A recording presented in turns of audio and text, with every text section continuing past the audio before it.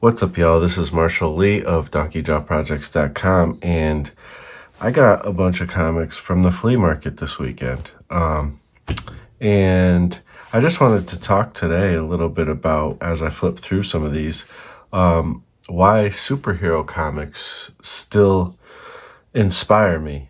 When it comes down to it, superhero comics were my first introductions to comics, and my first inspiration for comics, and for making my own comics. And I don't think I ever really imagined anything else when I was younger than making superhero comics, you know? But when I finally did decide to get into, when I finally actually made my first comic and decided to, after that, really kind of get obsessed with it. And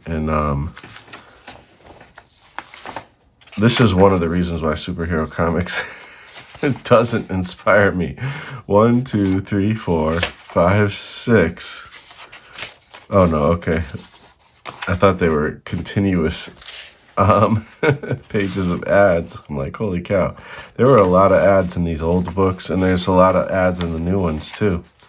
But as I continued to work on comics, I realized that I kind of didn't end up really doing superhero comics. I guess if you think about it, Glyph, which is the first comic I did, the first 3 mini comics I did, it does run in the realm of superhero.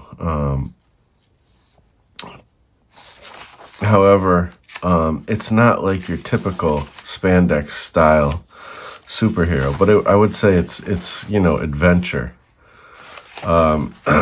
comics. And when it comes down to it, that's partially what I really mean when I think of superhero comics is adventure comics, because there's all kinds of comics, like, especially if you think of like somebody like Kirby who did like Commandy, and so a lot of his comics were almost too grandiose for superhero, even though so many of them were superhero comics. So I don't know. But anyways, one of the things though that strikes me is just the wild and unbridled flex of imagination that you get in superhero comics. And it's kind of like this anything goes type of thing. And I was talking the other day with Gaz. Excuse me. I've been I had a cold a couple weeks ago, and the congestion still hasn't gone away. But anyways, I was talking to Gazbot the other day on my live stream, and I was,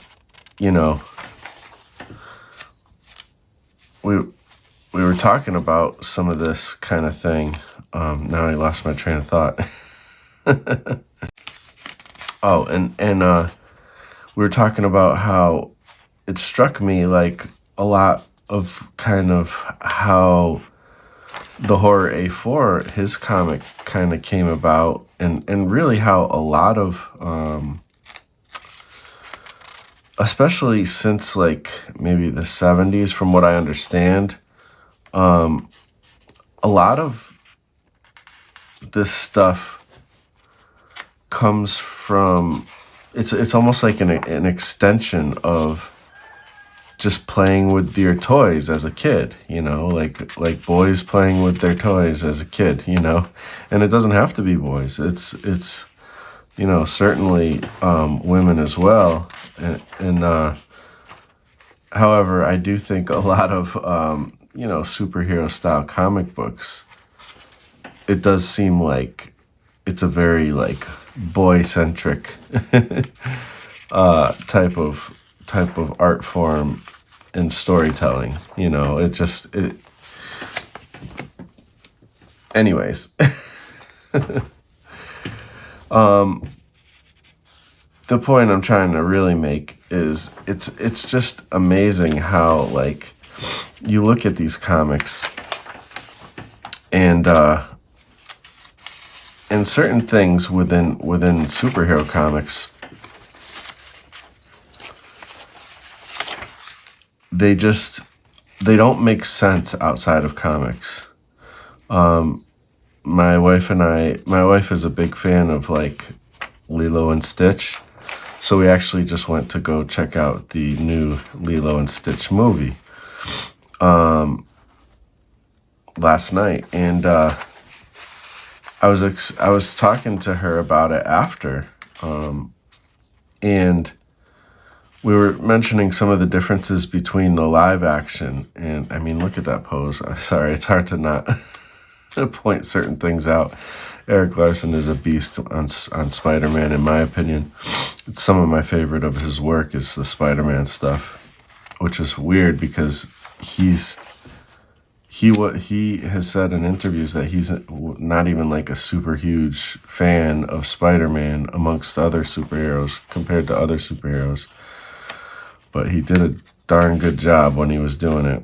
But anyways, we were talking about that movie and kind of comparing a little bit. Like we both really liked the live action version. And it's very like almost 1-to-1 to a certain degree of the animated version, but not perfectly, and so we were talking about some of the differences and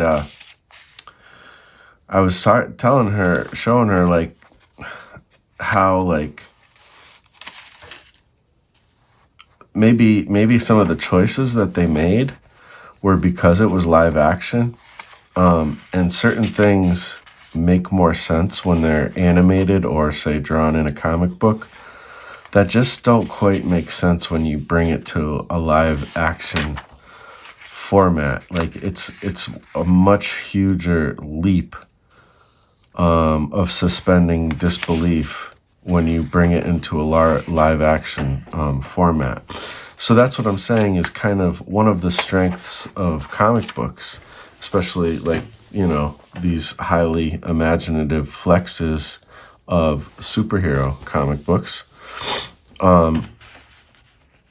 This was for, I think, $30. I got these and a few other comics that I'm not showing at the moment. And nice Kirby king size annual Captain America that I don't actually have. So now I have it, and it was within that, it was a nice little haul. So anyways, like, I mean, it's just like, again, an extension of pop culture, an extension of just the joy of imagination, like even as a kid, setting up your figures, or, again, it doesn't have to be men or women or boys or girls, girls have just as much imagination as boys. That's not what I'm trying to say. And the way that people set up, like, I remember, like, Gaz was talking about it in the video with his, like, action figures, but I remember doing the same thing with action figures, but also with, like, stuffed animals, because I had, like, tons of, like, stuffed animals as well, like, plushies, I guess they call them now these days. I never heard that term until I was older, but plushies. And, I remember distinctly, like, when I went to bed and I was like, I don't want to go to sleep. Like, as kids are, they never want to go to sleep. They want to keep playing and stuff. And I remember distinctly setting up all of my stuffed animals around the perimeter of my bed. And I would make it like it was like Star Trek, like a spaceship, like they were all at their stations. And basically I'd be playing until I fell asleep with my stuffed animals. And there was, who knows what other scenarios I kind of came up with during that time. But it's just like, I feel like when you're in the mode of either reading, superhero comics or making them, it's kind of like you're allowing your, to use a psychology term, you're kind of allowing your inner child to just run free.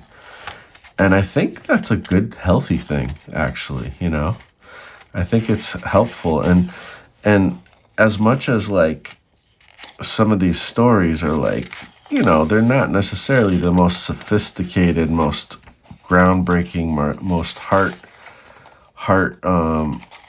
tugging stories. They are that, like, playing with the imagination and enjoying letting your inner child just kind of, I don't know, like, play. I think play is a good term for it, letting yourself have playtime, even as an adult. I think it's important. I think it's actually very healthy. And just as adventurous as the and as playful as these comics are, just in the realm of imagination, I think that they're also very playful in the art styles as well, and in stretching the anatomy and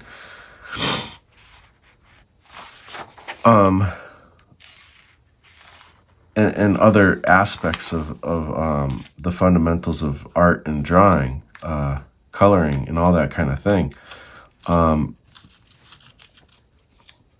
And that's one thing that I love about comics as well, and something that sometimes we lose in modern day comics, because people have criticized certain artists as maybe not having the best anatomy.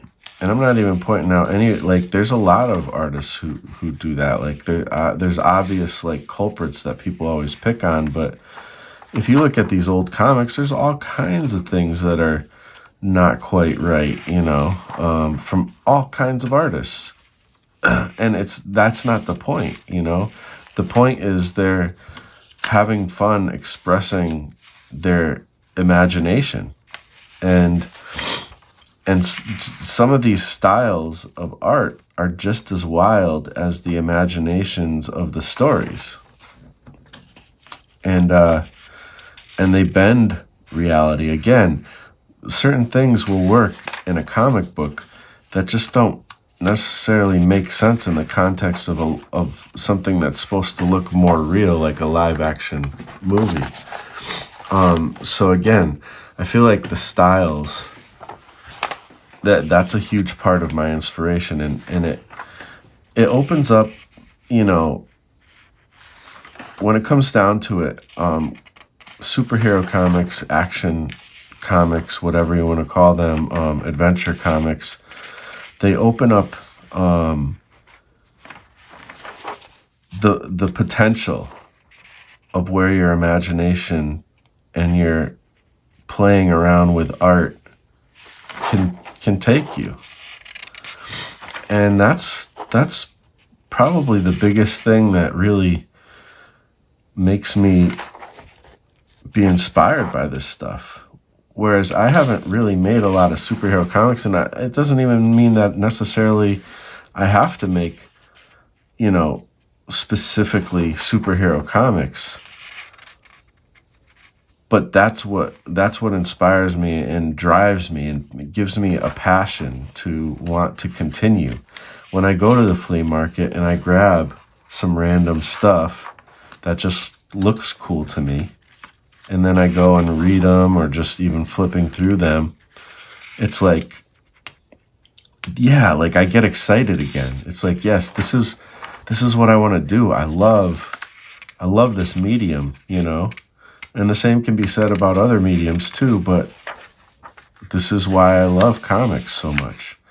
And it has a lot to do with the superhero genre and adventure style comic books that I grew up on. So yeah, hopefully you enjoyed me flipping through some comics here. Some superhero style adventure type comics and stuff, and just discussing some of this stuff. Thanks for watching. I hope you guys have a great day. Like, comment, subscribe, and we'll talk to you on the next one. All right. Peace out.